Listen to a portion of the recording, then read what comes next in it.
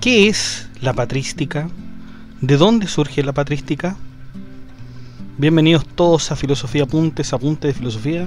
Y estamos con este tema final, digamos, para cerrar la filosofía romana, que es la patrística. ¿Qué significa este término? La patrística es la filosofía de los padres de la Iglesia. Se pretende que es un periodo que va desde el 35 después de Cristo hasta el 735 después de Cristo, obviamente. Muchos siglos han pasado desde que la filosofía griega se posicionó como la doctrina de pensamiento más considerada por todos los pensadores. Ahora tenemos a estos hombres, muchos considerados como santos, que se preguntan no solo por la existencia del hombre en este mundo, sino que por la existencia del máximo ser de este mundo, Dios. Luego de la muerte de Jesús de Nazaret, un movimiento de sabios pensadores católicos comenzaron a desarrollar teorías en cuanto a la divinidad y el objetivo del hombre en esta tierra. Muchos pensadores nos traen un nuevo paradigma de pensamiento, junto con dar soluciones a las inquietantes preguntas del hombre. Veamos de qué se trata este período llamado patrística, la filosofía de los padres de la Iglesia.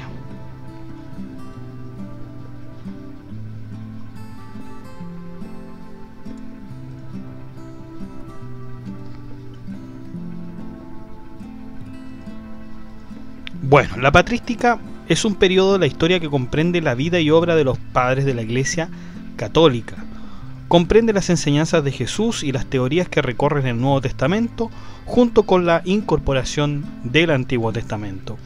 Un conjunto de hombres inspirados en la vida de Jesús decidieron dejar y alejarse de las sinagogas. ¿Cómo puede llevar a estudio la vida de Jesús y sus preceptos? La objetivización de la vida de Jesús es inspirada por el mismo San Pablo, pues los padres plasmarán estas enseñanzas en sus escritos para exhortar a más fieles. Este periodo de la historia comienza con los padres apologistas, quienes trataban de defender el cristianismo contra la filosofía griega y pagana. Luego vendrían los padres alejandrinos, quienes unen aún más las dos teorías, para luego terminar con los padres latinos, que unen la fe con la razón. En el contexto histórico, Roma era considerada la capital del mundo y estaba dominada por el culto a los dioses paganos. Sin embargo, las pocas respuestas que daban los dioses paganos eran insuficientes para los ciudadanos romanos. En lo sucesivo, la influencia de las religiones de Oriente entrarán en conflicto con el paganismo romano. Una de las religiones más importantes, ¿no es cierto?, las traerá Israel, la cual se llama judaísmo.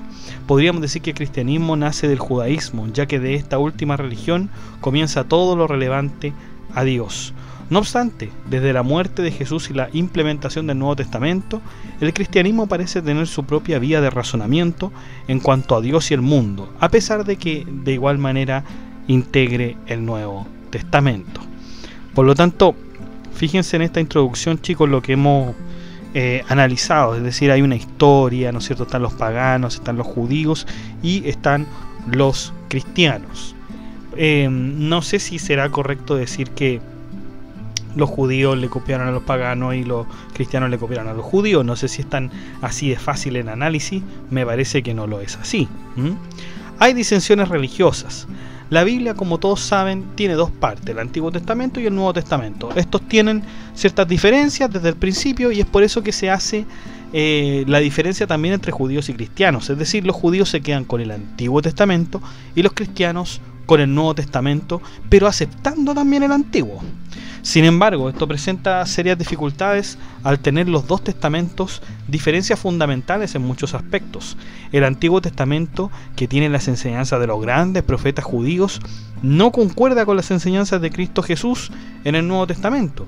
Sin embargo, antes de que existiera el Nuevo Testamento, ya había algunos detractores al Antiguo Testamento. Uno de los más enérgicos detractores de los judíos fue San Esteban, quien se granjeó la enemistad de los judíos discutiendo con ellos en las mismas sinagogas, cosa tremendamente peligrosa, pensando que eran los judíos los que tenían la hegemonía religiosa en Roma. Fue condenado a la lapidación por un tribunal judío que era conocido, ¿no es cierto?, como el Sanedrín, y hasta el día de hoy es considerado mártir del cristianismo. Esto hizo que los judíos intensificaran sus persecuciones contra los cristianos, condenando a cada hombre que blasfemara contra la comunidad judía. En el año 43 surge una dispersión de los cristianos a causa de Herodes Agripa, nieto de Herodes el Grande. Es en este periodo donde 12 discípulos de Cristo se dispersan por el territorio entregando la palabra de Cristo en el Nuevo Testamento. La unión del Antiguo y el Nuevo Testamento dará como origen, ¿no es cierto?, la Biblia. ¿Y qué es la Biblia? ¿Qué es la Biblia? La Biblia es un conjunto de libros considerados divinos, de 73 libros, incluyendo el Antiguo Testamento y Nuevo Testamento. En el griego antiguo, Biblia significa libros, por lo tanto Biblia es una palabra griega, ¿no? Si podemos determinar una fecha en la que la Biblia fue creada, deberíamos decir que los primeros libros del Antiguo Testamento fueron escritos aproximadamente en el año 1000 a.C. hasta el año 100 a.C., enfocada desde la creación hasta la vida de los profetas, reyes y sacerdotes, ¿no es cierto? Esto todo, ¿no es cierto?, lo que integra el Antiguo Testamento.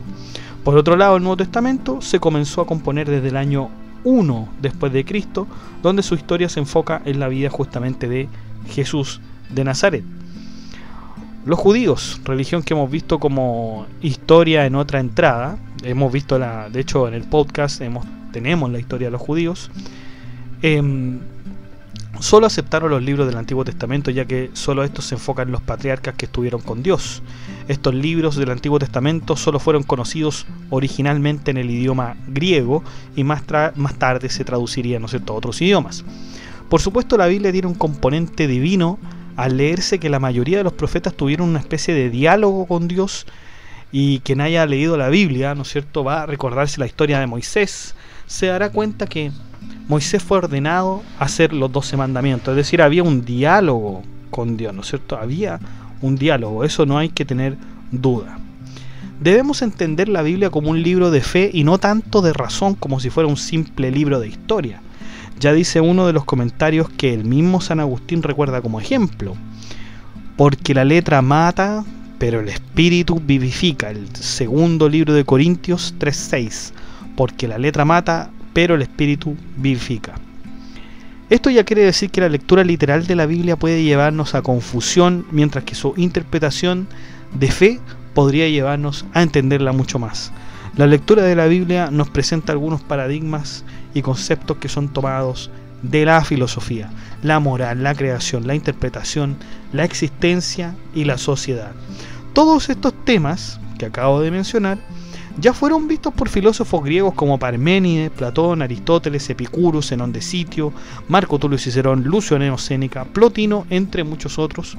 Y por supuesto la Biblia tiene otro enfoque paradigmático, pues hay un Dios del cual el hombre depende todo el tiempo. Todas las filosofías anteriores clamaban por la independencia y autonomía del hombre frente a su entorno, pero aquí comenzamos a ver al hombre libre solo si se somete a la gracia de Dios.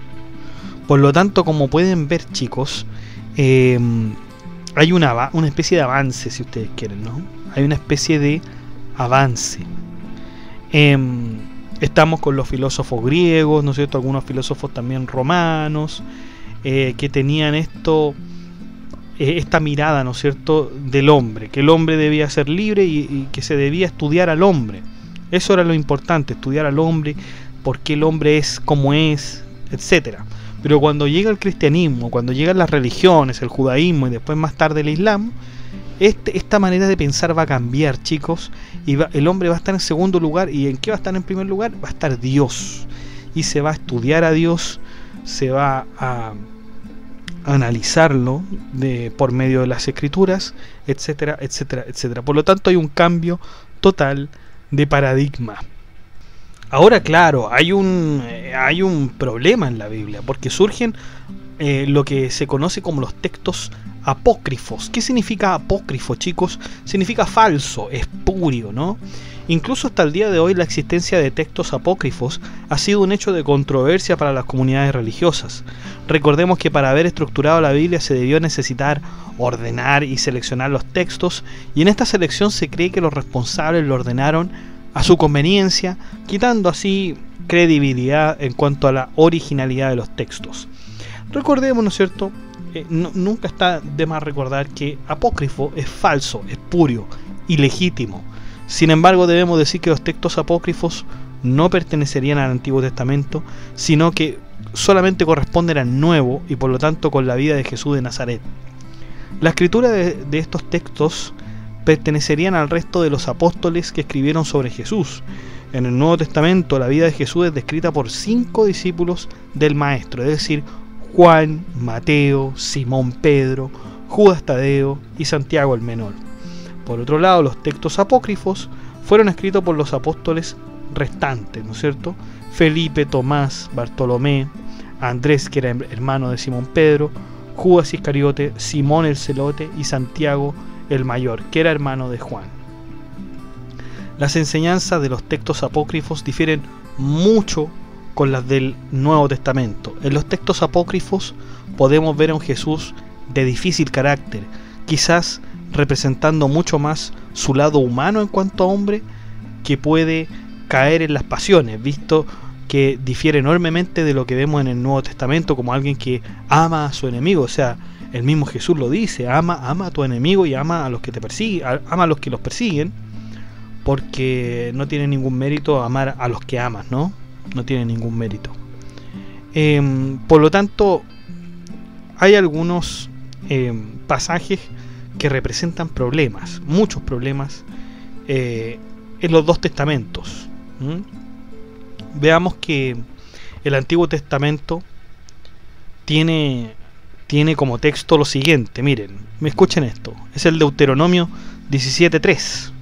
Si se encuentra en medio de ti, en cualquiera de las ciudades que el Señor tu Dios te da, un hombre o una mujer que hace lo malo ante los ojos del Señor, violando su pacto, y que haya servido y adorado a otros dioses, adorándolos, y si te lo dicen y has oído hablar de ello, harás una investigación minuciosa. Y si es verdad que la aberración ha sido cometida en Israel, entonces sacarás a ese hombre a las puertas de su casa, o a esa mujer que ha cometido esa mala acción, y los apedrearás hasta la muerte. Los apedrearás hasta la muerte. Deuteronomio 17:3. ¿Se fijan? O sea, si usted en el Antiguo Testamento, ¿no es cierto? Porque el Deuteronomio es el 5.º libro del Pentateuco. Si usted tiene a alguien, o sabe de alguien, o sabe del prójimo, ¿no es cierto? Sabe del prójimo que está adorando a otros dioses, entonces usted lo sacará de su casa y lo va a apedrear hasta la muerte. Eso dice el Deuteronomio 17:3. Mientras que en el Nuevo Testamento se muestra una regla totalmente diferente a este respecto. Dice, el Mateo 5:43 dice, habéis oído, ama a tu prójimo y odia a tu enemigo, pero yo os digo, ama a tu enemigo y orad por los que te persiguen. Eso dice el Mateo 5:43. El Nuevo Testamento entonces arma la polémica, ¿no es cierto? Arma la polémica.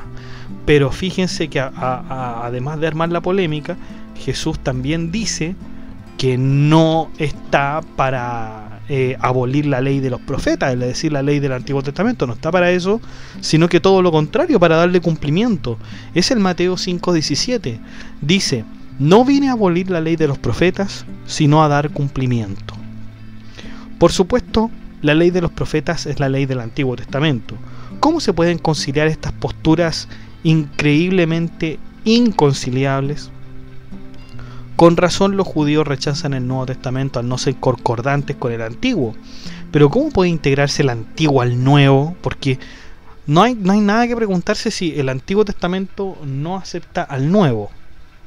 Pero sí es raro que los del Nuevo Testamento digan que el Antiguo también se incluye, ¿no?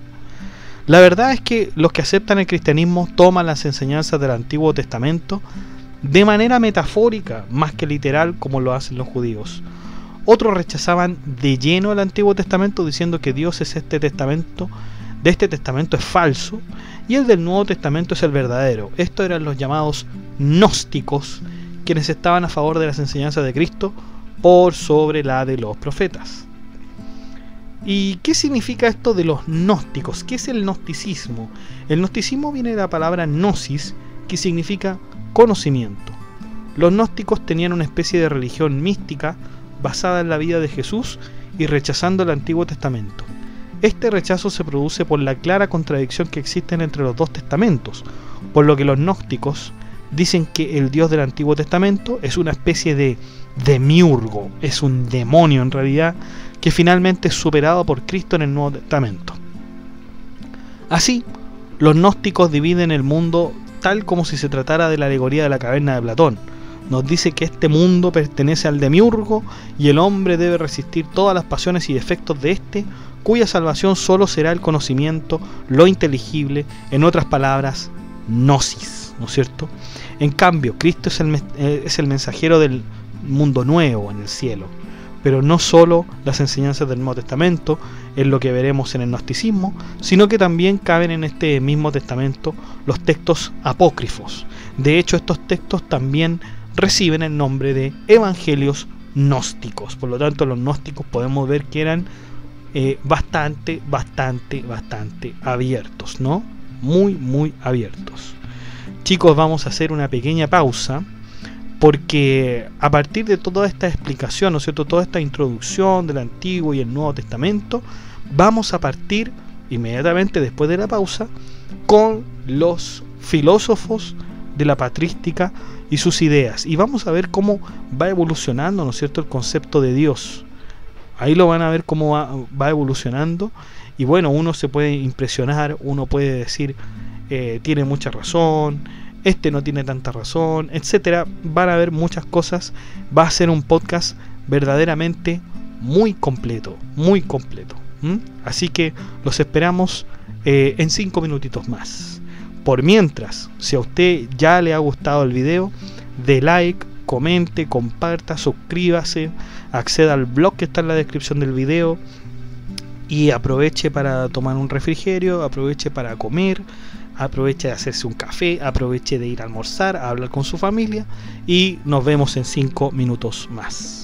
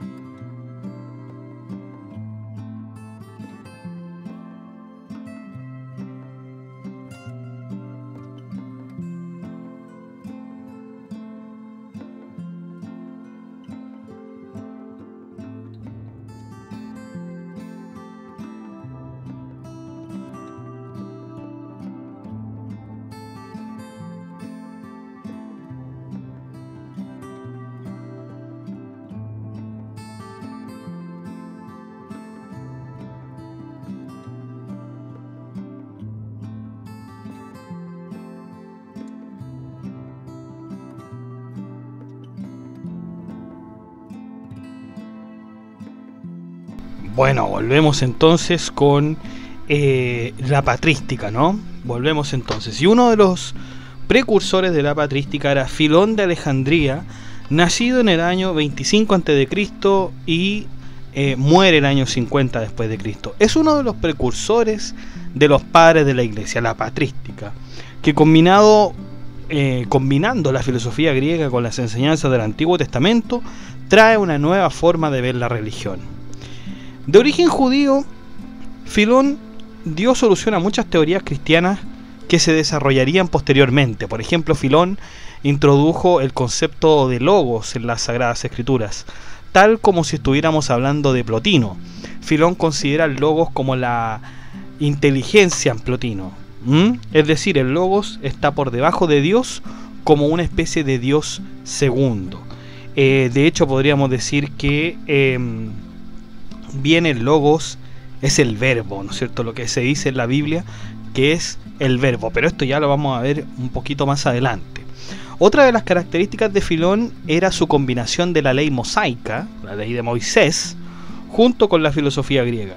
Esto resultará en una visión alegórica de la Biblia, es decir, Filón, de alguna manera, inicia el ejercicio de interpretación sobre la Biblia. Es, ¿no es cierto?, la alegoría. Fue uno de los primeros en plantear la diferencia entre la lectura mediante el espíritu y mediante la letra. Por supuesto, el espíritu es tener una lectura interpretativa de los textos y la letra es la lectura literal de los textos. Filón de Alejandría se quedaría, obviamente, con la lectura espiritual, lo que liberaría al lector de tener un amplio rango de interpretación. Bueno, si ustedes quieren, pueden ir anotando, ¿no es cierto? Porque ya nos encontramos con el primer filósofo, ¿no es cierto? Con el primer filósofo de la patrística, Filón de Alejandría. Así que este es el primero. Vamos entonces a nuestra primera categoría también, porque si bien Filón es el que empieza con todo esto, vamos a iniciar, ¿no es cierto?, las categorías de la patrística, que es la escuela apologética cristiana, donde están los denominados padres apologistas. Podríamos decir que esta es la primera escuela de la patrística en la cual se defendía el cristianismo a través de la razón, sirviéndose también de la filosofía griega. Fue un tiempo duro para estos padres de la iglesia, debido a que las acusaciones por los paganos fueron terribles y constantes. Recordemos que los paganos son los que tenían la autoridad en el imperio mucho antes que los tuviera el cristianismo. Por lo tanto, las teorías apologistas defienden a los cristianos frente a estas acusaciones, además de crear una nueva especie de ética y moral para la vida cristiana. Los cristianos de esta época construyeron sus teorías a partir del estoicismo. Si bien algunos reniegan desde estas posturas una vez que son cristianos, ¿no es cierto?, la mayoría de ellos comenzaron aceptando el estoicismo como filosofía, ¿no es cierto?, para ellos. Por lo tanto, en la escuela apologística cristiana, y por cierto, de los padres apologistas, con el primero que vamos a comenzar es con Justino Mártir, que nace el año 100 después de Cristo y muere el 165. Nacido en la ciudad de Flavia, Neápolis, Justino Mártir fue uno de los primeros apologistas griegos que defendió el cristianismo a través de la razón. Siendo hijo de padres paganos, Justino pasó del platonismo al cristianismo, diciendo que si bien Platón tiene algo de cristiano, lo fundamental entre cristianismo y platonismo es completamente diferente. Murió al ser condenado por practicar el cristianismo en el año 165 después de Cristo, aunque también se dice que fue el año 168. Ahí los historiadores tendrán la información precisa. El concepto de Dios que tenía Justino, bueno, Justino sintió como deber presentar al Dios cristiano como el único Dios verdadero que puede existir. A los primeros que debe convencer de que el Dios cristiano es el único es a los judíos, por lo que Justino presenta una serie de argumentos para demostrar que Jesús fue profetizado por el Antiguo Testamento. Para esto, Justino cita los salmos y las profecías de Moisés, que parecieran indicarnos algo sobre el Hijo, ¿no es cierto?, de Dios, que era Jesús. Al igual que Plotino, Justino considera a Dios como un ser incontenible que a la vez contiene a todos. no es un Dios separado del mundo, sino que todo lo contrario, está en íntima relación con todo lo que fue su creación. Sin embargo, Dios no crea el mundo sino es a través del Verbo, que a la vez es su Hijo. En este sentido, el Dios de Justino toma el concepto de trascendente al separarse del mundo, porque su Hijo se encarga de la creación. Y esto nos puede sonar mucho al primer filósofo que hablamos. A ver, chicos, si ustedes se acuerdan, ¿cuál fue el primer filósofo que nombramos en este podcast? A Filón de Alejandría, ¿no es cierto? Vimos que Filón vinculaba el logos a la inteligencia o razón como si fuera un segundo Dios. Bueno, Justino Mártir acabará postulando que el logos al que se referían los griegos es el mismo verbo, es decir, el Hijo, que también vendría siendo Jesús. Por lo tanto, el verbo usted lo tiene que asociar con Jesús y al mismo tiempo con el logos. Por lo tanto, hay una tríada ahí, ¿no es cierto?, de significados. Es decir, el logos es igual al verbo y el verbo es igual a Jesús. Ahora, todo el logos proviene de algo que Justino llama esperma ton logon, que significa la esperma de la razón o razones seminales, un tema que vamos a ver en nuestra tercera temporada de filosofía medieval. Esta razón seminal está propagada en todos los seres, pues todos los hombres tienen razón. Como tienen razón, entonces tienen una esperma, ¿no es cierto?, de la razón. Deben buscarle un significado, ¿no es cierto? O sea, hay algo ahí esencial que hace que el hombre tenga razón. Es la esperma, justamente. No obstante, hay una especie de logos al que solo el cristiano con verdadera fe puede acceder, y ese es el logos de Cristo. En consecuencia, tendríamos dos logos definitivos. Uno que es dado por el Padre, del cual todos se pueden servir, y otro que solamente los verdaderos cristianos pueden ver. Ese es el concepto de logos en este señor, ¿no es cierto?, Justino Mártir. Después viene el concepto de creación. Justino Mártir dice: el mundo no fue hecho al azar, el mundo fue hecho exclusivamente para el hombre, para el hombre. Y esto nos tiene que recordar algo, ¿cierto? Esta frase famosísima que dice: Dios no juega los dados con el universo. Dios no juega los dados con el universo. ¿Quién dijo esa frase, chicos? ¿Quién dijo aquella frase tan famosa en el siglo XX? En efecto, fue el gran Albert Einstein, ¿no es cierto?, quien dijo que Dios no juega a los dados con el universo. Y miren, fíjense lo que dice Justino Mártir: el mundo no fue hecho al azar, el mundo fue hecho exclusivamente para el hombre. Claro, ahí quizás se va un poco para otro lado, ¿no es cierto?, cuando dice que el mundo fue hecho exclusivamente para el hombre, pero fíjense que coincide, ¿no es cierto?, con la frase de Einstein: el mundo no fue hecho al azar. Quizá Einstein puede que la haya sacado de esa frase, ¿no es cierto?, de Justino Mártir, quién sabe. Esto quiere decir que al mundo no se le puede considerar en sí mismo, sino más bien en su relación con el hombre. El hombre no es una parte del mundo, sino que él domina el mundo y lo debe manejar. Esto inspirará, por supuesto, la conocida centralidad del hombre en el universo, es decir, una mirada también,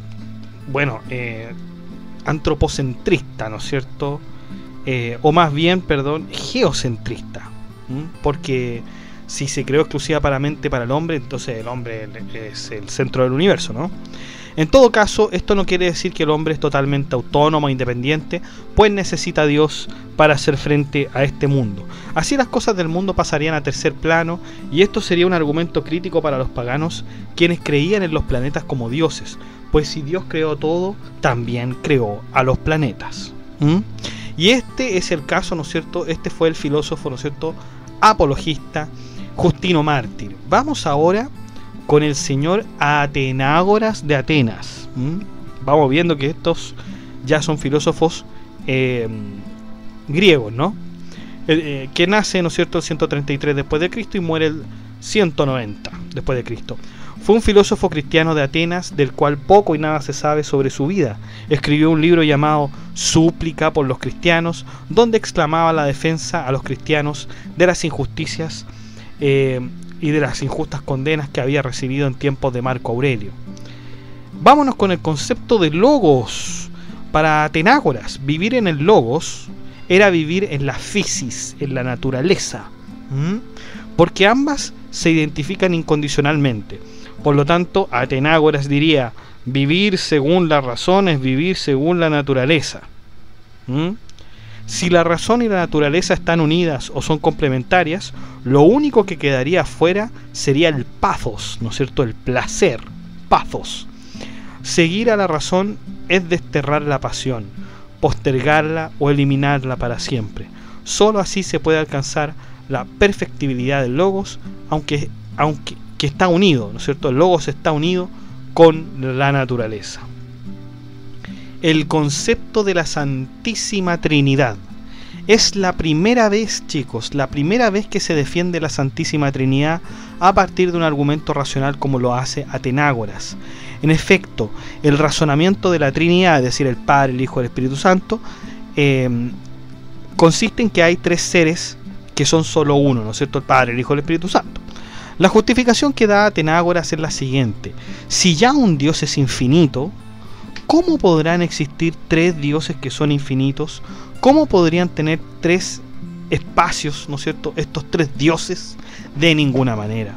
Puesto que Dios existe, Dios es la Santísima Trinidad, a pesar de que sea nombrado como tres, pues de otra manera no podrían existir tres dioses. La división entre Padre e Hijo no se puede dar en el sentido carnal del pensamiento, debe verse como algo divino. La divinidad no tiene extensión ni límite y por lo tanto los dos son un solo Dios.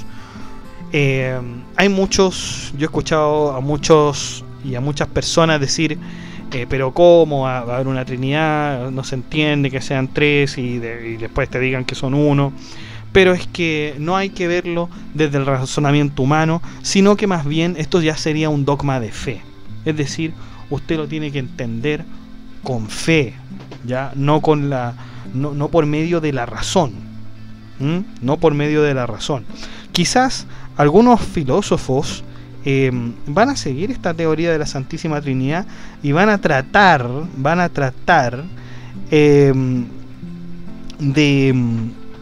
de alguna manera de justificarla racionalmente, ¿no?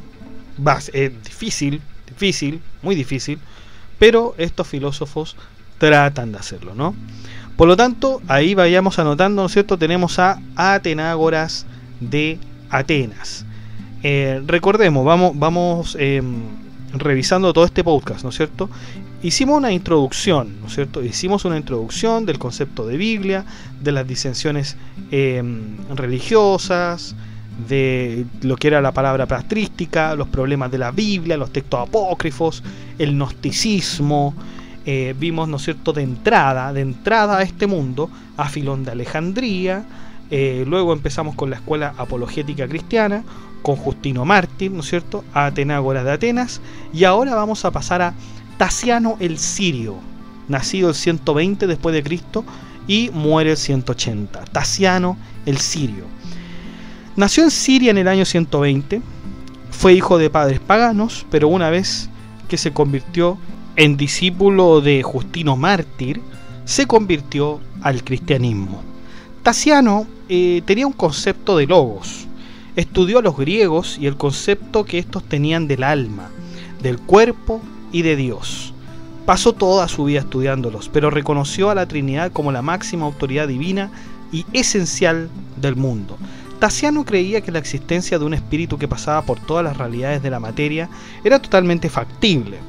De ahí que podamos concebir a los demonios como cierto tipo de espíritus que llevan a los hombres a cometer pecados. El nombre que le pondría a estos espíritus es de neumata, con una P al principio, ¿no es cierto? Neumata, que esto nos va a recordar obviamente a los estoicos que hablaban del neuma, ¿no es cierto? Hay un concepto tremendamente interesante de Tasiano, que es el encratismo. Tasiano construyó una especie de doctrina basada en la desvinculación de la carne por parte del hombre. Básicamente, esta idea surge por la constante prédica del Nuevo Testamento por deshacerse de los pecados de la carne y aún más de las influencias que ésta ejerce. Bueno, en cierto modo, los encratitas llevan el ascetismo a un extremo tal que incluso prohibían el matrimonio al estar vinculado ineludiblemente con la carne. Pero lo más radical era su oposición a ciertas comidas, como por ejemplo las carnes en general y además del vino. Los padres que vinieron después de Tasiano condenaron totalmente esta doctrina porque básicamente el encratismo quería acabar con la humanidad, no dando oportunidad de hacer el bien. Bueno, si ustedes han visto nuestros podcasts sobre San Agustín y todas las herejías que él tuvo que afrontar, vamos a ver que el encratismo, por supuesto, era muy parecido quizás al priscilianismo, ¿no es cierto? A esto de ser perfecto, de ser un ser perfecto, que no necesita de ciertas comidas, que no necesita, digamos, de ciertas cosas carnales, que no lo necesita y que por poco menos es un eunuco, ¿no es cierto? Bueno, eso, ¿no es cierto?, fue lo de Tasiano el Sirio. Ahora vamos con Quinto Septimio Florente, y con este nombre lo conocerán todos: Tertuliano. 160 después de Cristo al 220 después de Cristo, nació cerca de Cartago, siendo hijo de un centurión, lo cual le permitió tener estudios de derecho, por el cual se vio influenciado por el estoicismo. Sin embargo, tiempo más tarde se volvió cristiano, exactamente en el año 195 después de Cristo. El concepto de logos. Tertuliano sigue la misma línea que la de los demás apologistas, es decir, el logos es el verbo. No obstante, Tertuliano añade que la esencia del logos es la del Padre, es decir, la sustancia del verbo es la del Padre. Tertuliano da un ejemplo muy práctico. El Sol tiene sus rayos, ¿no es cierto? Y sus rayos no son algo que no sea parte de él, todo lo contrario, es una extensión del Sol, así como es el verbo en cuanto al Padre. Aunque Tertuliano enfatiza mucho que el verbo no es coeterno con el Padre. Esto, fíjense bien, no es coeterno con el Padre, cosa que San Agustín reprobaba totalmente. Para Agustín el verbo es coeterno con el Padre. De hecho no se podría entender la Trinidad si no fueran eternos todos, ¿no es cierto? En otras palabras, para Tertuliano el Hijo fue engendrado, o sea, se piensa de la manera carnal, un padre que engendra al Hijo. Cabe destacar que esta opinión es la misma que tuvieron los arrianos, quienes fueron condenados en el Concilio de Nicea.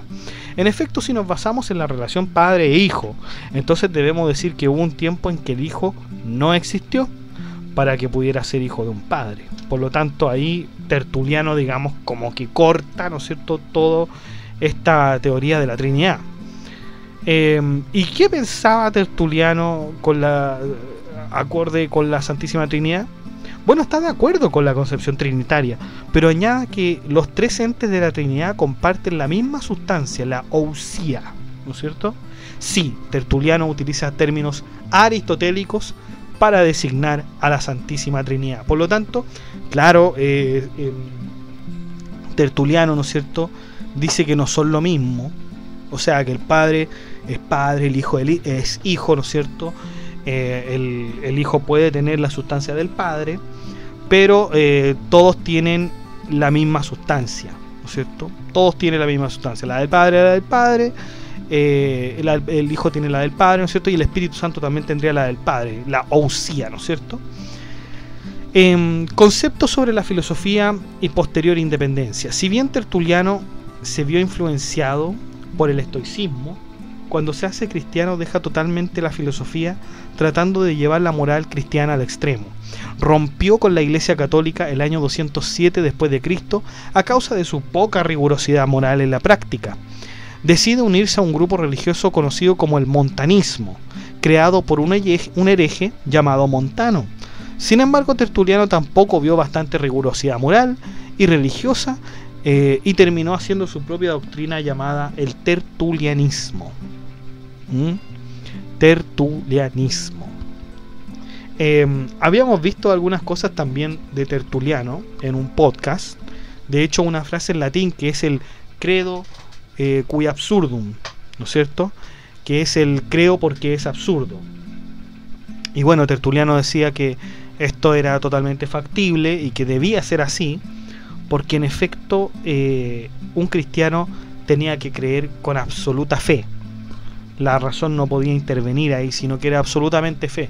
Por eso es que podía creer en lo que era absurdo, cosa que muchos negaban y no estaban de acuerdo en absoluto. Se llevó muchas peleas don Tertuliano. Seguimos ahora con Teófilo de Antioquía, siglo II después de Cristo hasta el 183. Primeramente nacido como un pagano, Teófilo contribuyó en varios aspectos al cristianismo apologético. Sus textos fueron escritos con la idea de exhortar a un amigo pagano a abrazar el cristianismo, aunque Teófilo escribió mucho más sobre el Antiguo Testamento que el Nuevo. Teófilo dice que la palabra de Dios es el mismo Logos, es decir, sigue la misma tradición de los padres anteriores, quienes establecían que el Logos es el Verbo, aunque Teófilo también añade al Logos la sabiduría de Dios, por lo que el Logos sería tanto verbo y sabiduría. En todo caso, esto concuerda perfectamente porque al Hijo se le considera sabiduría en cuanto a verbo. En otras palabras, Cristo es sabiduría. Probablemente estas ideas las sacó de las filosofías griegas y también del judaísmo helenístico, aunque también tiene mucho de Justino Mártir al dividir, ¿no es cierto?, el logo en dos partes, ¿no es cierto? Bueno, el concepto de la Santísima Trinidad, aunque Teófilo nunca habla de Padre, Hijo, Espíritu Santo, su logos, como dijimos anteriormente, son la sabiduría y la palabra de Dios. Teófilo fue el primero en llamar a la Santísima Trinidad como trías, ¿no es cierto? La Santísima Trinidad estaría compuesta de la siguiente forma: Dios, el Verbo y su sabiduría. Y bueno, chicos, con esto hemos terminado la escuela apologética, a los padres apologistas, y tendríamos que comenzar ahora con la escuela catequística de Alejandría, es decir, con los padres alejandrinos. Así que vamos a hacer un pequeño alto, de 5 minutos. Ya hemos hablado bastante, llevamos casi una hora, un cuarto de hora. Perdón, faltan 45, de hecho 15 minutos para que sea una hora.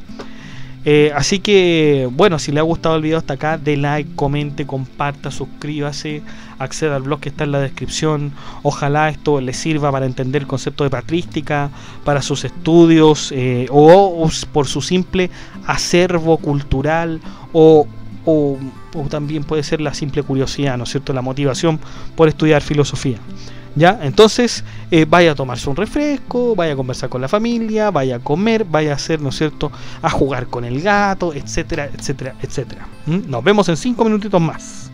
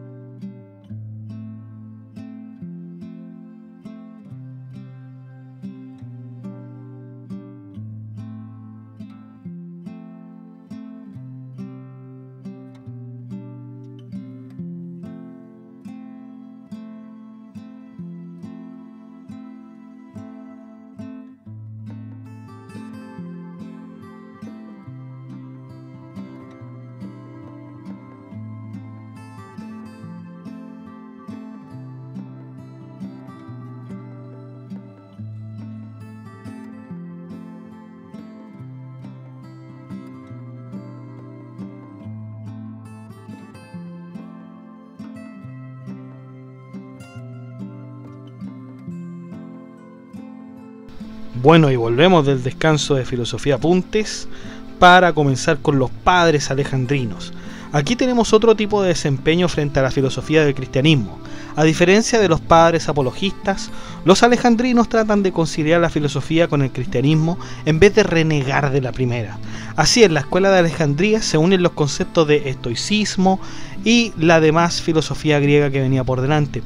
Por lo tanto, podríamos decir que todo lo que se forma aquí es una especie de teología científica. Y adivinen quién va a empezar con esta escuela. El mismísimo Clemente de Alejandría, nacido en el año 150 y muere en el año 217 después de Cristo. Bueno, hijo de padres paganos, Clemente se convirtió en una figura elemental para el cristianismo luego de su conversión. Recibió las enseñanzas de su maestro Pantene, quien combinaba las dos disciplinas, la cristiana, ¿no es cierto?, y la filosófica. Clemente quizás uno de los pensadores que unirá más que ningún otro teólogo el cristianismo y la filosofía, razón y fe. Nunca estas dos concepciones estuvieron tan unidas como en este pensador. Para Clemente, la razón defendía a la fe. Fíjense que todos los pensadores para atrás, digamos, lo que habíamos visto, eran absoluta fe, sobre todo Tertuliano.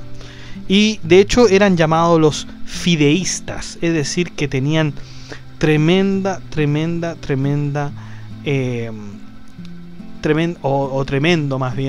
apoyo, ¿no es cierto?, por la fe. Por la fe. Y de hecho, dejando de lado la razón o poniéndola en segundo lugar, o en tercero, en cuarto, quinto, pero estaba, ¿no es cierto?, la fe en primer lugar. Estos ya comienzan de alguna manera a escaparse, o no escaparse, no es que no eviten la fe, la ensalzan también, pero dicen que también debe haber, ¿no es cierto?, algo de razón. Debe haber algo de razón. De hecho, para Clemente, como lo habíamos dicho, la razón defendía a la fe. Concepción del logos. El hombre está compuesto de tres cosas fundamentalmente: de costumbre, acción y pasión. Luego de estas tres, quizás la que puede cambiar todo esto es el logos, es decir, el verbo.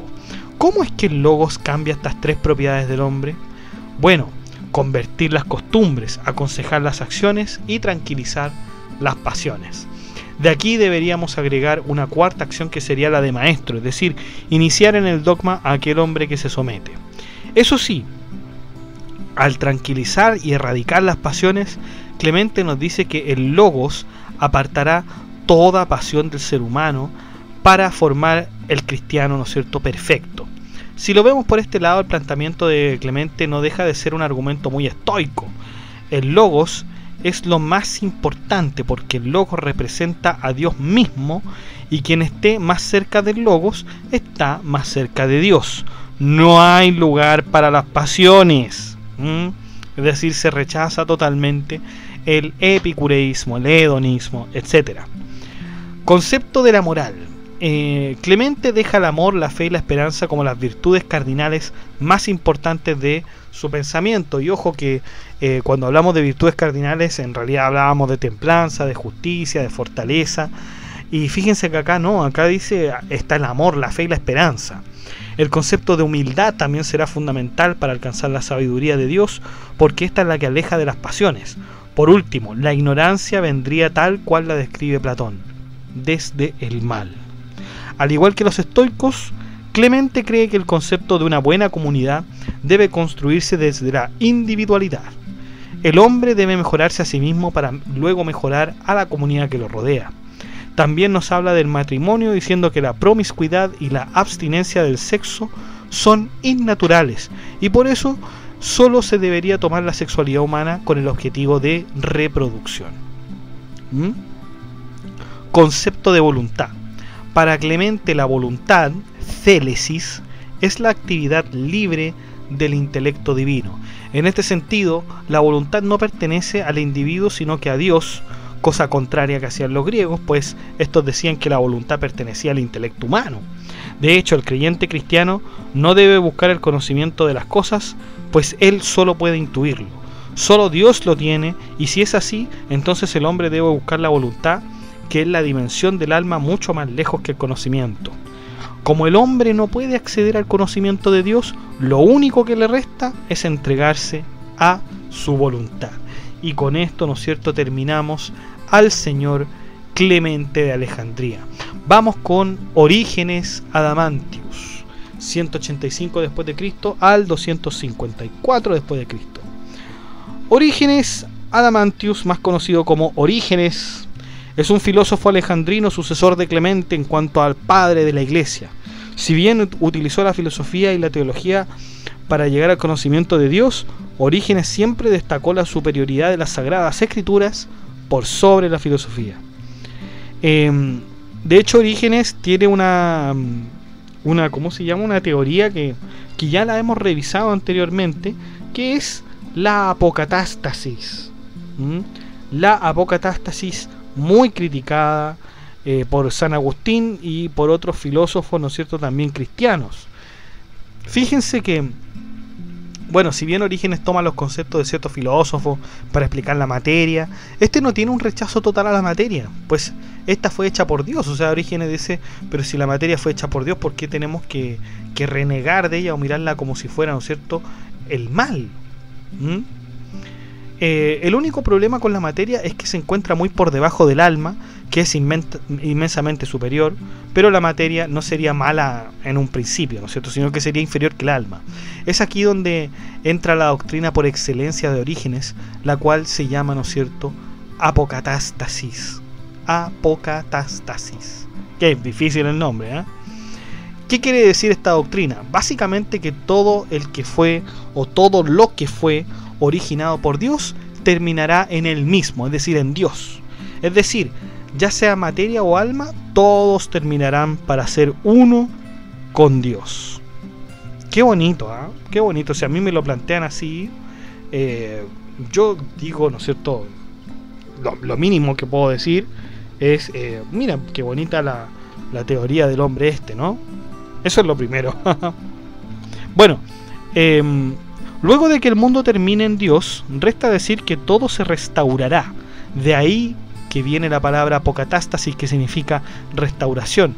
Porque si Dios es la totalidad, entonces, así como es el final, también Dios es el principio.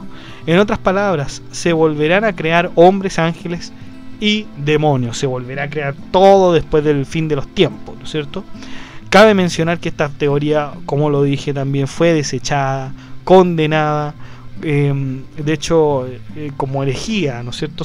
Ya se la tomó como herejía por la Iglesia Católica siglos después, en todo caso, siglos después. La razón es simple. Si todos terminásemos, ¿no es cierto?, con Dios, por ser criaturas que fuimos creadas por Él, entonces todos los méritos serían inútiles, pues todos al final estaremos con Dios sin importar cómo fuimos en nuestra vida, ¿no es cierto? O sea, si yo le digo, mire, todos van a estar con Dios al final, todos van a estar con Dios, es decir, buenos y malos, todos van a estar con Dios, entonces no tiene ningún mérito que yo me porte bien en esta vida. No hay ninguna razón para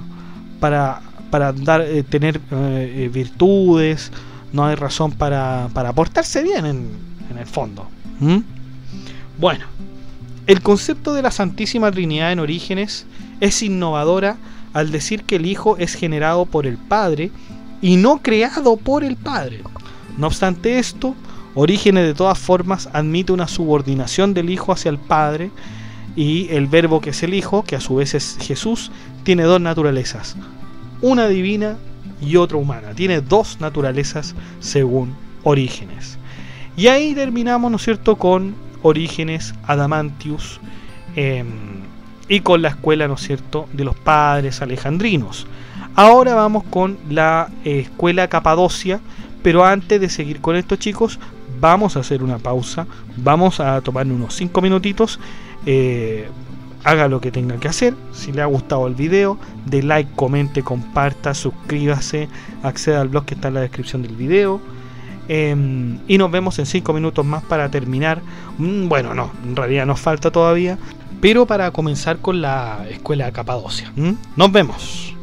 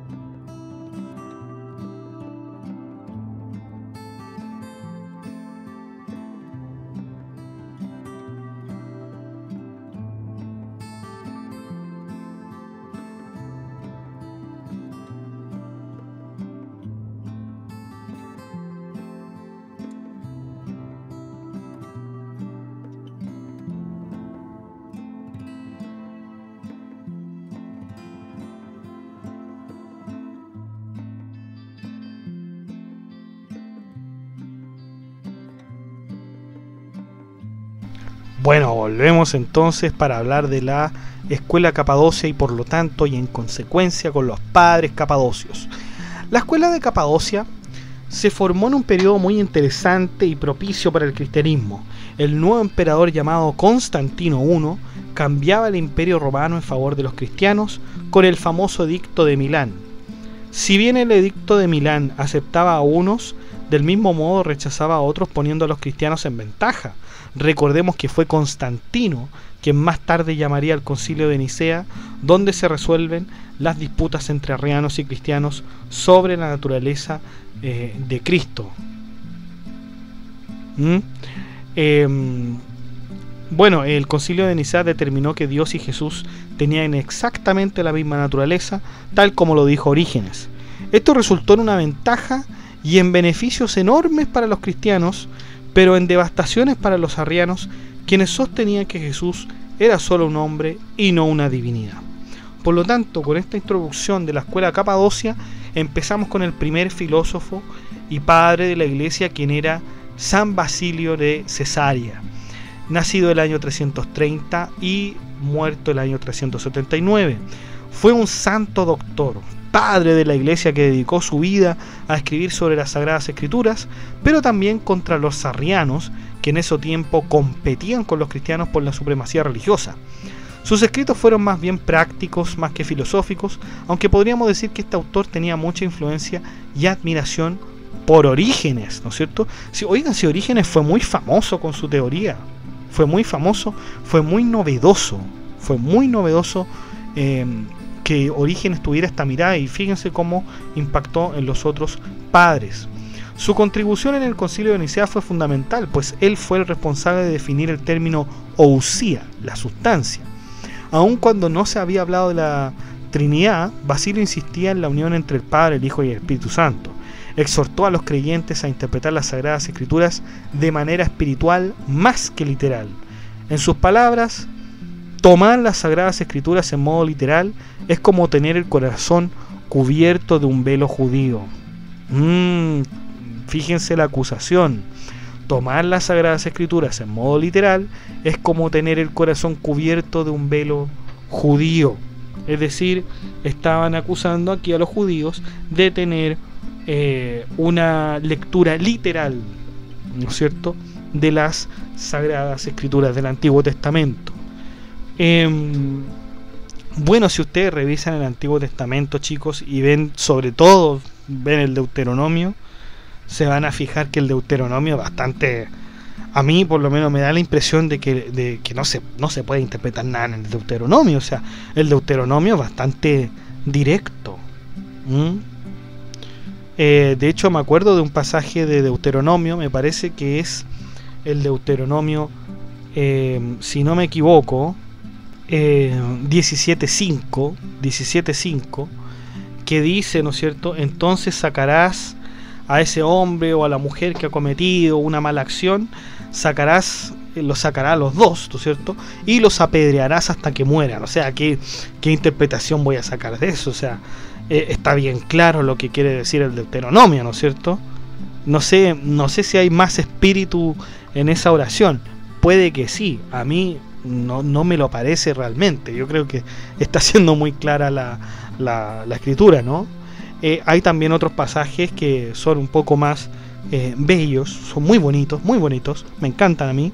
Por ejemplo, el Deuteronomio 10:18, donde se dice: ama al extranjero, dándole pan, vestido, porque tú también fuiste extranjero en tierra de Egipto. O sea, a pesar de que lo trataron lo trataron muy mal, ¿no es cierto?, a los judíos en Egipto, no importa. O sea, sé agradecido con el extranjero porque tú también, ¿no es cierto?, estuviste en tierra de Egipto. O sea, fuiste un extranjero y igual te dieron, ¿no es cierto?, un lugar donde estar. Por lo tanto, claro, o sea, yo no sé hasta dónde más se puede interpretar aquello, pero bueno, este señor, ¿no es cierto?, Basilio, pensaba que justamente los judíos interpretaban literalmente las escrituras.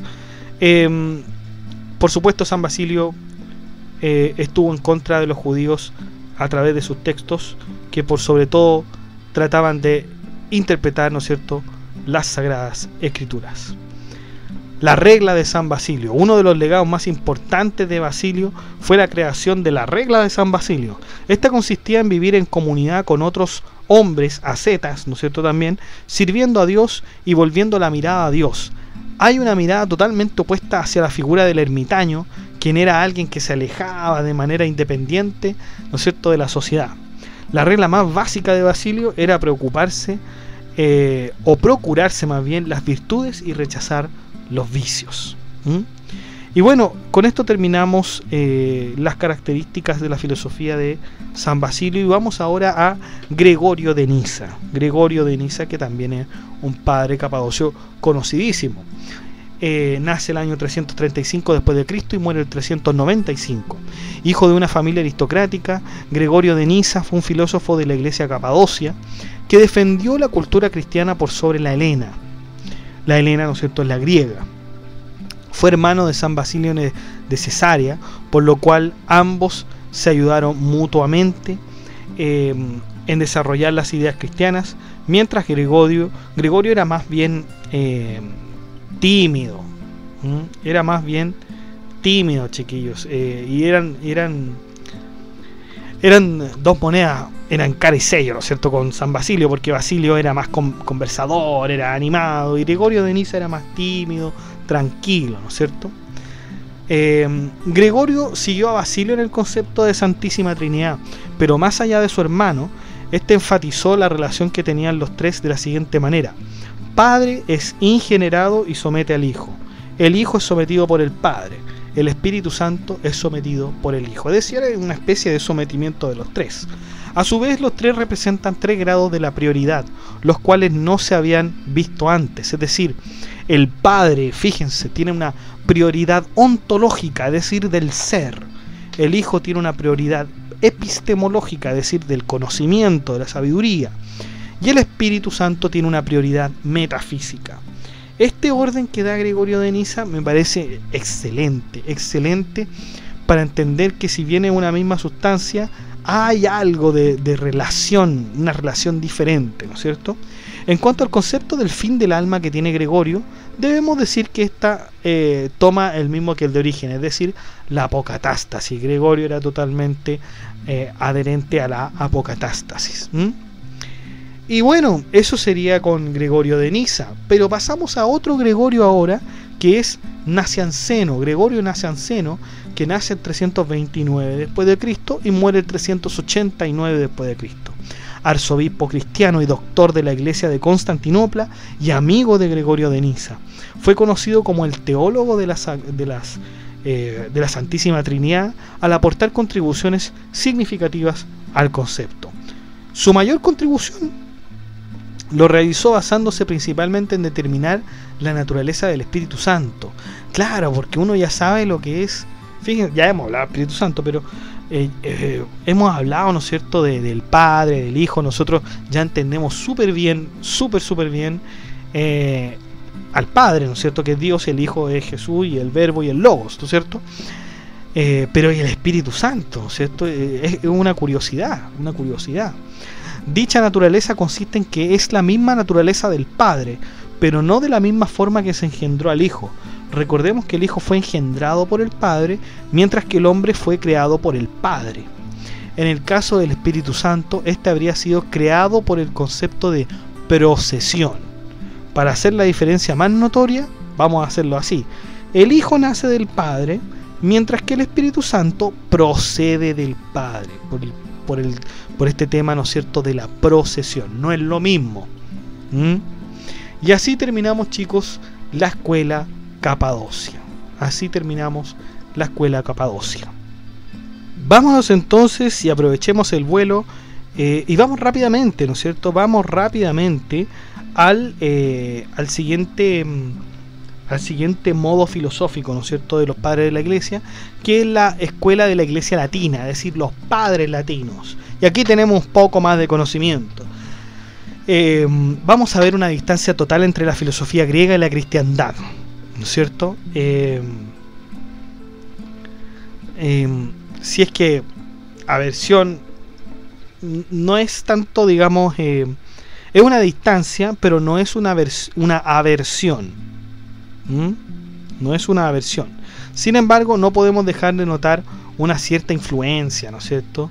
Una cierta influencia griega en uno de los padres más destacados de la Iglesia, es decir, San Agustín de Hipona. Y vamos a comenzar justamente con él. Pero ¿qué más podemos decir de San Agustín de Hipona que no hayamos dicho ya en este blog, chicos? Sinceramente y con mucha humildad, la mayoría de las cosas importantes del Doctor de la Gracia, como se llamaba San Agustín, las tenemos analizadas a lo largo del blog.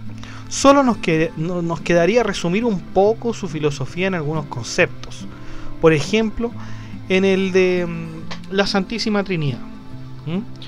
San Agustín nos habla de la sustancialidad idéntica que tiene cada ente de la Trinidad.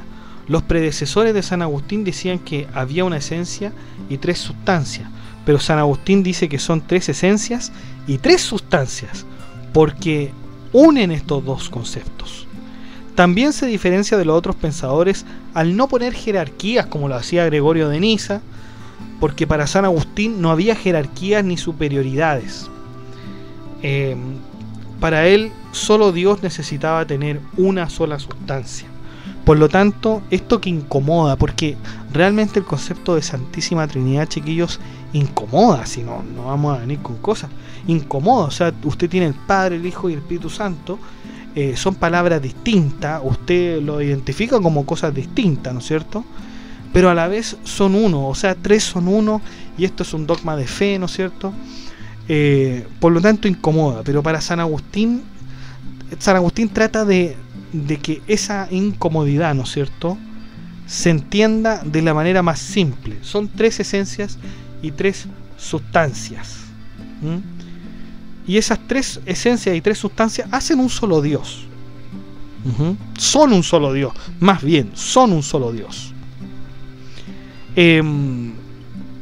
Por lo tanto, San Agustín no se molesta en describir las relaciones que hay entre los 3, sino que son un solo Dios. Lo acepta así, como son un solo Dios. Interesantísimo es el concepto de fe y razón en San Agustín. La felicidad se encuentra en la verdad. Quien quiera ser feliz debe buscar la verdad. La filosofía se basa en la razón y la religión en la fe, pero para San Agustín Dios es la verdad y por lo tanto la religión tiene prioridad por sobre la filosofía, tanto como la fe por sobre la razón. Ahora San Agustín sabe que la fe no es el conocimiento, pero la única manera de llegar al conocimiento es a través de la fe. De ahí que San Agustín diga nisi credideritis non intelligetis, es decir, si no crees, no entiendes. En efecto, con la razón solo podemos dudar, pero la fe nos ayuda a, en primera instancia, someternos a la autoridad para luego ver si es conocimiento real o no. Por lo tanto, la fe precede a la razón. Y eso es muy cierto, chicos, en cuanto a que es justamente la autoridad lo que precede al conocimiento. Yo he dado este ejemplo ya en otras ocasiones, pero fíjense ustedes que están en una clase y el profesor les está enseñando algo. Usted no va a poner la razón por delante. O sea, el profesor le está enseñando algo totalmente nuevo y usted no lo va a poder objetar inmediatamente. O sea, usted va a tener que escucharlo y creerle al profesor de buena fe. Le va a tener que creer. Le va a tener que creer todo lo que le diga. Después, si usted quiere, puede cuestionar todo lo que quiera después. Pero usted no puede partir con el cuestionamiento por delante. Tiene que someterse a la autoridad. Y ese sometimiento a la autoridad San Agustín lo ve como fe. Eso sería como el ámbito epistemológico de San Agustín, ¿no es cierto? Es decir, que nosotros empezamos con fe, tenemos que creer y después podemos objetar. La existencia de Dios. Toda verdad es necesariamente eterna e inmutable, por lo que la veracidad de su existencia es incuestionable. Esta era una discusión eterna con los académicos, quienes seguían la doctrina de Platón, aunque un poco cambiada, pues afirmaban que la verdad era algo inalcanzable que el hombre nunca iba a poder conocer. ¿Será que la verdad está en nuestra mente, chicos? No, porque la mente también es cambiante. A través de la vida del hombre nosotros podemos ver que el hombre cambia, ¿no es cierto? Entonces no está en nuestra mente propiamente tal. Y si no se encuentra en la mente, mucho menos se encontrará en el mundo sensible. Y entonces, ¿dónde está la verdad? San Agustín nos dice que la verdad está más allá de la mente, pero no quiere decir que esté fuera de la mente. La verdad aparece en la mente, pero el hombre solo la puede percibir de manera escueta. Cuando la presiente, el hombre puede guiarse a través de ella. Podríamos decir que el camino para llegar a esta verdad es a través de la intuición, muy parecido a la teoría de Plotino. San Agustín dice que esta verdad es el mismo Dios. Recordemos que por parte de Plotino, el uno, que sería Dios, solo puede percibirse. Claro, o sea, imagínense que hay cosas, chicos, en la vida. Me imagino que usted ha vivido estas situaciones, ¿no es cierto? Que usted está indeciso, usted no sabe cuál es la verdad, cuáles son los hechos, está confundido, y de repente, ¿no es cierto?, le muestra los hechos a usted. A usted le muestra los hechos, esto es lo que pasó, esto son las personas, esta fue la situación, ¿no es cierto? Estas fueron las condiciones, etcétera. Pero hay algo que le dice a usted que la verdad está en otra parte o la verdad está en otro lado. Y eso va más allá de la mente, porque va más allá del razonamiento. Si en el razonamiento ya tenemos lo hecho, a los personajes y a las condiciones, tenemos todo, ahí está la razón, ¿no es cierto? Pero hay algo que usted le dice, que contra toda esa razón que usted le dice, que puede ser otra cosa, que hay otra cosa más. Entonces pareciera ser que la verdad es como una luz, ¿no es cierto? O sea, cuando usted ve todo negro, ¿no es cierto?, la verdad es como una luz de la cual usted no está seguro, o sea, está seguro que, o algo, más bien algo le dice que esa es la verdad, ¿no es cierto? Hay algo que le dice que es la verdad frente a toda la oscuridad, frente a todas las pruebas, frente a todo lo que se le muestra. De eso estaba queriendo hablar San Agustín. El problema del mal. Si Dios ha creado todo como ser bueno, por lo tanto todo debería ser bueno. Pero entonces, ¿cómo explicamos el mal? Bueno, San Agustín lo explica de la siguiente manera. Tenemos una mirada de las cosas que es totalmente buena, pues todas ellas fueron creadas por Dios y Dios es totalmente bueno. Lo que pasa es que a nuestros ojos, lo que llamamos mal es más bien un cierto tipo de desventaja o inconveniencia más que mal. Por ejemplo, hacer el mal es decisión de cada uno, pero para hacerlo tengo que servirme de cosas que son buenas, ¿no es cierto? Para hacer el mal tengo que servirme de cosas que son buenas. Pero ¿cómo es eso? ¿Cómo es eso? Bueno, el ladrón, ¿no es cierto? Fíjense, una persona que quiere robar, ¿qué va a necesitar? Va a necesitar objetos tangibles, va a necesitar un cuchillo, va a necesitar una pistola, ¿no es cierto? Un cuchillo, y toda esa materia del cuchillo, de la pistola, son cosas de la materia, ¿no es cierto?, creada de Dios, ¿no es cierto? Y por lo tanto, como toda la creación es buena, el mal, ¿no es cierto?, el robo, necesita de cosas buenas para robar. Por lo tanto, necesita de la propia existencia de las cosas buenas, porque estas cosas buenas están hechas por Dios. La paradoja que aquí se produce es lo que nosotros llamamos mal, ¿no es cierto?, que debe servirse de cosas que existen, y las cosas que existen son buenas. Qué paradoja para el mal, ¿no es cierto? Una paradoja. Es como el colmo del mal. O sea, ¿cuál es el colmo del mal? Bueno, que cometa el mal por medio de cosas buenas, ¿no es cierto?, de cosas creadas por Dios. El concepto de creación. La creación del hombre fue a partir de la nada, y no de la sustancia de Dios, así como tampoco de ninguna materia del mundo. Dios creó el mundo de la nada, así como lo hizo al hombre también. Ahora al Hijo y al Espíritu Santo los engendró por este término, ¿no es cierto? Que quiere decir, ¿no es cierto?, que se engendra un nuevo ser a partir de la misma sustancia de Dios. El concepto de voluntad. El hombre es totalmente libre al tener el libre albedrío, y su libertad consiste, por lo tanto, tener su voluntad. Sin embargo, el hombre con su voluntad puede elegir hacer el mal. Pero como ya sabemos, en Agustín no existe como el mal como tal, no existe. Cuando se aleja de Dios, ¿no es cierto?, ahí el hombre hace el mal.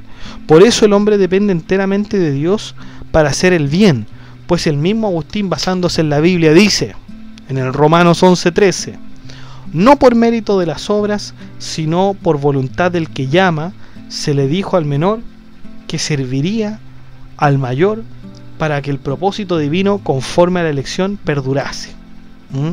Por lo tanto, chicos, las buenas obras no serán del hombre, sino que más bien son de Dios.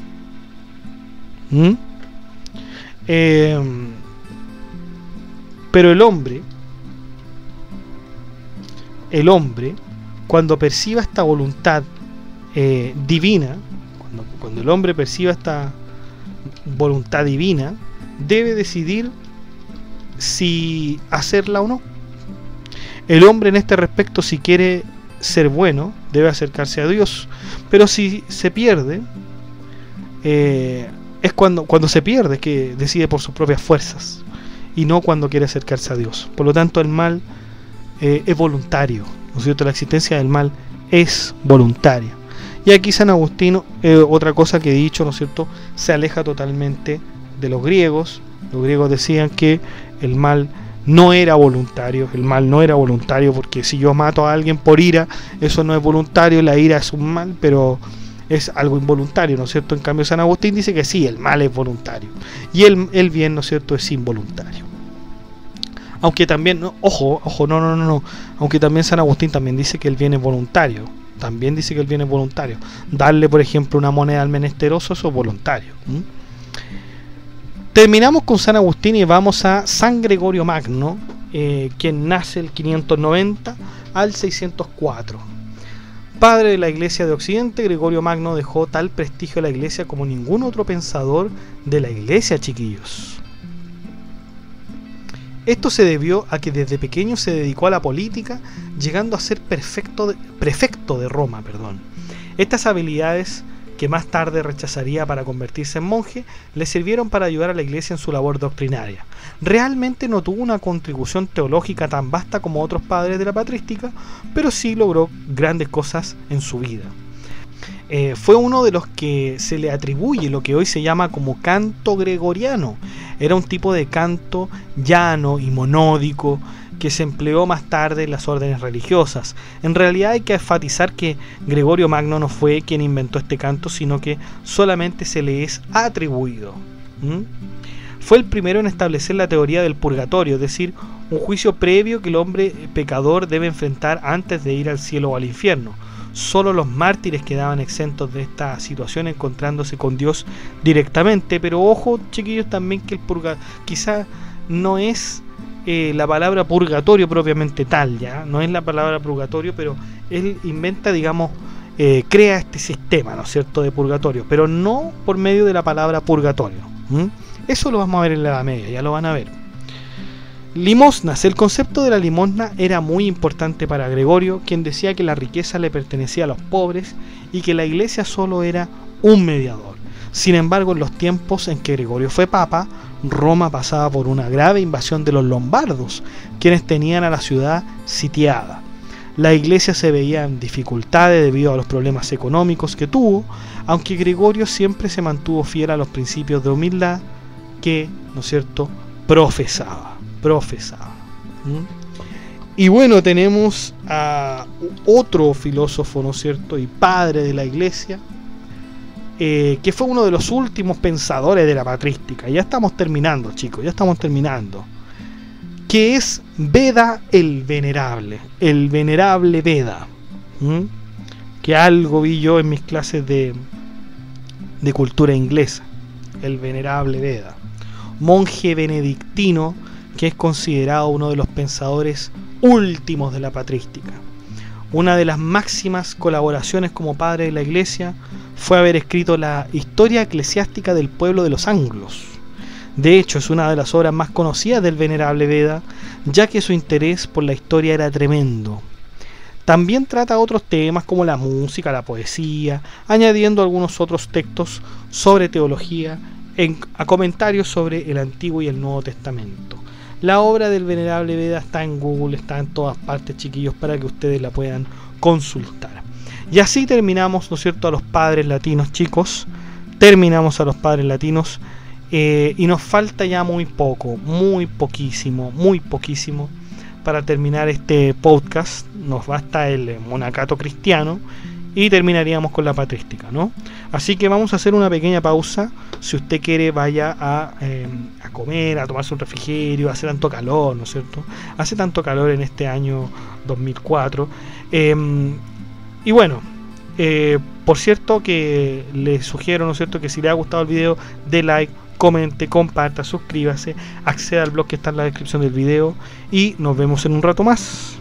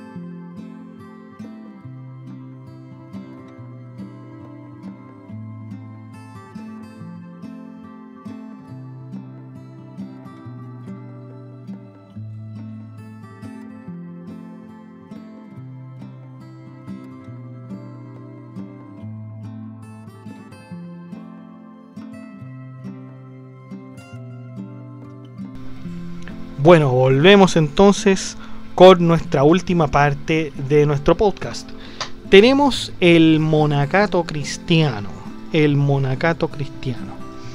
Este existió entre los siglos 3 y 4 y era un estilo de vida cristiano, ¿no es cierto? Un estilo de vida cristiano, pero monacal, es decir, de monjes. Este tiene un modo ascético, era un modo de vida ascético, donde los hombres que se consideran hombres de Dios deben estar en un claustro luchando contra los placeres de la carne. Deben llevar una vida de abstinencia y fuera del mundo cotidiano donde se encuentran las tentaciones.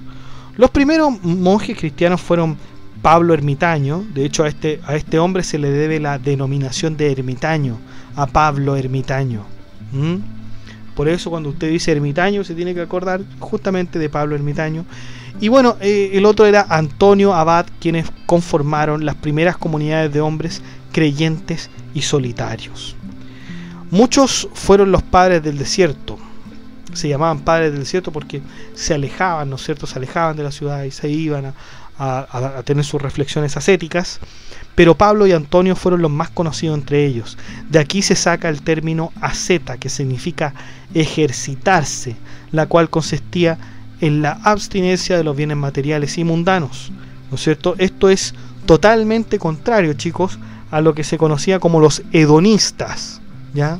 A lo que se conocía, ¿no es cierto?, como los hedonistas o epicúreos, ¿no es cierto?, que son estos filósofos que ponían el placer, ¿no es cierto?, como el bien supremo, el bien a alcanzar. Y el dolor, ¿no es cierto?, es lo que se debe evitar. Una filosofía que, por cierto, es muy fácil de comprender, tuvo muchos adherentes. Estaba el jardín de Epicuro, ¿no es cierto? Todos estaban ahí y era muy placentero, porque obviamente si usted pone el placer en el bien, obviamente se va a llevar muchos placeres y muchas comodidades. Claro que ustedes saben, ya hemos visto las escuelas helenísticas. Si usted no las ha visto, vea las escuelas helenísticas, donde nosotros hablamos del estoicismo, hablamos del hedonismo. Nunca hemos hablado del ascetismo, ¿ya? Que es lo que justamente estamos hablando ahora, de estos padres, ¿no es cierto?, que se alejaban. Y fíjense que son absolutamente todo lo contrario a los hedonistas o epicúreos, porque estos padres, ¿no es cierto?, ¿qué hacían? Ponían el dolor en el bien y el mal en el placer. Todo lo que correspondía al mal era el placer, ¿no es cierto? Era el placer. Por lo tanto, ellos, a todo lo contrario, ¿no es cierto?, decían el dolor, lo que cuesta, el ejercicio, eso es lo bueno, lo trabajoso, lo difícil, la abstinencia, ¿no es cierto? Controlar todas esas cosas pasionales, eso es el bien, eso está bien, eso hay que hacerlo. Eso es lo que se debe, cómo se debe proceder en la vida, porque estas son modos de vida, chiquillos, son filosofías de vida, no son filosofías solamente abstractas como Platón y Aristóteles, sino que son filosofías de vida. Y claro, ¿en qué se diferencian con los estoicos? Porque bien podríamos decir que los que se agarraban a combo, ¿no es cierto?, eran los hedonistas con los estoicos. Los estoicos ponían el bien en la razón, no en el dolor, no en el placer, ¿no es cierto? Lo ponían en la razón. La razón es lo que prima, ¿no es cierto?, en todo. Los ascetas no necesariamente en la razón, ¿no es cierto? Y de hecho no ponen la razón en el bien, ¿ya? Tampoco la ponen en el mal, pero la toman como un segundo lugar, como un complemento, ¿no es cierto? Pero el placer, eso sí que no lo aceptan los ascetas, ¿no es cierto? Y usted se podría preguntar, ¿pero existen personas ascetas? ¿Existirán personas ascetas realmente? Bueno, fíjense que la otra vez yo me había juntado con unos amigos, y hace un par de semanas, y uno de ellos me dice, bueno, es imposible vivir sin el placer que dan las mujeres. Es imposible vivir sin mujeres, dice él. Decía mi amigo, ¿no es cierto? Y después me encuentro con otro amigo que es hedonista también, era hedonista, y también me dice más o menos lo mismo. Me dice, sí, la mujer, ahí está el placer en las mujeres, ¿no es cierto? Por lo tanto, es bien difícil ver que hoy en día alguien fuera adherente al ascetismo, ¿no es cierto? Es más bien, o sea, usted más bien podría decir que hay más adherentes al hedonismo, al epicureísmo, ahí hay más adherentes, ¿no es cierto? Pero yo no quiero parecer que esto sea malo, ¿no es cierto? Que esto de poner el bien y el placer sea malo. Porque además, chiquillo, Epicuro, o sea, decía que había que evitar el dolor, o sea, el exceso de placer. Si a usted le produce el exceso, el placer, un exceso, y después, no sé, por ejemplo, usted está comiendo muy rico, está comiendo un banquete tremendo, y resulta que hubo mucho placer al comer las comidas, ¿no es cierto? Y si al final, ¿no es cierto?, a usted le duele la guata, le duele el estómago, le duele la cabeza de haber comido tanto, entonces usted fracasó como hedonista, y fracasó como estoico, y fracasó más encima como como asceta, ¿no es cierto? Fracasó en las 3 escuelas filosóficas, ¿no es cierto? Por lo tanto, fíjense que ser hedonista tampoco es tan fácil, ¿no es cierto? O sea, evitar el dolor a toda costa es difícil, aunque bueno, el dolor es inevitable en la vida, o sea, el mismo Buda lo decía, las 4 nobles verdades, que el sufrimiento es algo que existe, ¿no es cierto? Es algo que está ahí, y bueno, pues el mismo Buda dice que el placer es el origen del sufrimiento, pero bueno, eso ya es otro tema. Pero hablando de budista en todo caso, y hablando de otras religiones, por ejemplo, también como los Hare Krishna, ahí podemos ver ascetismo, ¿no es cierto? Ascetismo. Una vez, hace muchos años, se me acercaron, ¿no es cierto? Yo estaba con unos amigos, estábamos en la plaza, enfrente de la universidad, y se nos acercaron 2 Hare Krishna. Se acercaron 2 Hare Krishna dándonos 2 folletos y un libro, ¿no es cierto?, sobre un pensador tremendo que es Srila Prabhupada. Srila Prabhupada es un pensador tremendo, lo invito a que lo vean en YouTube. Prabhupada también estuvo con John Lennon, tiene un pensamiento bastante asceta, ¿no es cierto? Ahí pueden ver el ejemplo de alguien asceta. De hecho, no es un libro, bueno, no sé si era un libro de él, no lo creo, era un libro más bien de los Hare Krishna, un libro que se llama Problemas Materiales, Soluciones Espirituales. Y a Prabhupada le dicen, oiga, ¿por qué usted está tan molesto con el tractor? ¿No es cierto? Que es un medio de trabajo que es impresionante como ayuda hoy en día en la sociedad. Y Prabhupada dice, bueno, porque fíjese usted que el tractor le quita el empleo, le quita el trabajo a 100 hombres. 100 hombres podrían hacer ese trabajo, podríamos tener empleo, ¿no es cierto? Y ese tractor, ¿no es cierto?, le hace la vida más fácil, es decir, es más placentero, ¿no es cierto?, estar en un tractor, digamos, haciendo todo lo que hace, que estar recogiendo, ¿no es cierto?, todo el trigo, toda la cosecha, ¿no es cierto? Es más fácil hacer eso que hacerlo por uno mismo, y por lo tanto ahí vemos un ejemplo de asceta, totalmente. O sea, yo prefiero el trabajo, prefiero el esfuerzo, el ejercitarme, el ascetismo, ¿no es cierto?, que, ¿no es cierto?, tener el placer. Por lo tanto, ahí aprovecho, ¿no es cierto?, en esta entrada de patrística hablar del ascetismo para que completemos, ¿no es cierto?, las escuelas, ¿no es cierto?, de vida, estas escuelas de vida. Bueno, y hay otro filósofo que ya es el último, chicos, ya es el último del que vamos a hablar, que es uno de los que a mí más me gusta y del que más hablo en realidad. Yo no soy asceta, pero es tremendamente importante conocer a estos hombres. Es Simón el Estilita. Simón el Estilita, otro de los padres más conocidos, quien tuvo máximo rigor en el monacato. De hecho, debido a ser tan estricto, fue rechazado de la misma. Vivió en el desierto en continua penitencia, específicamente en un pilar de las ruinas de Taladá.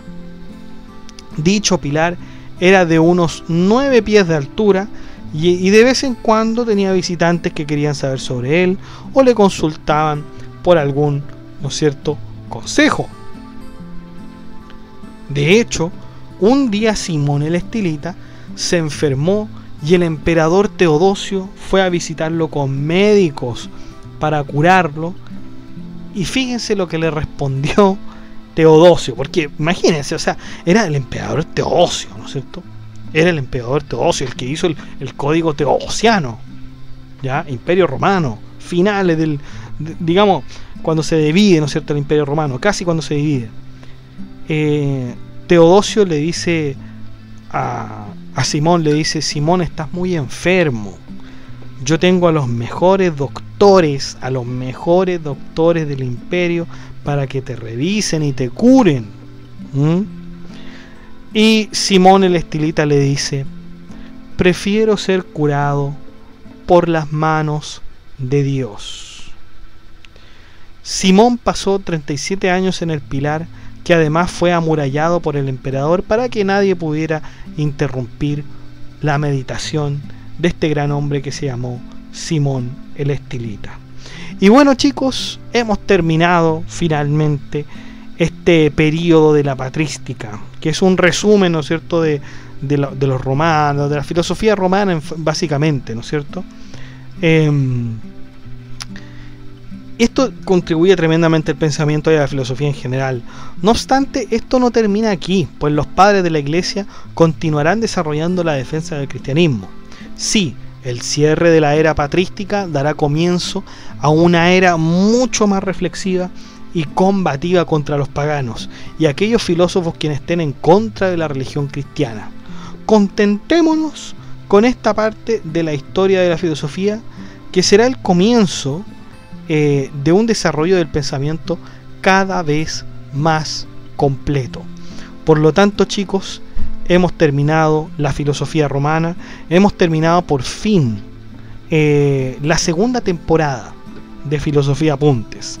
Vamos con la tercera, ¿no es cierto?, que es la filosofía medieval. Vamos a quizás tomarnos un pequeño receso, ¿no es cierto?, y ahí vamos a elaborar la historia de la Edad Media. Vamos a ir con los filósofos árabes, cristianos, y también un filósofo judío que es Maimónides. Vamos a ver algo de historia, las teorías filosóficas, y ahí terminaríamos ya la Edad Media, ¿no es cierto? Y bueno, eso ha sido todo por hoy, chicos.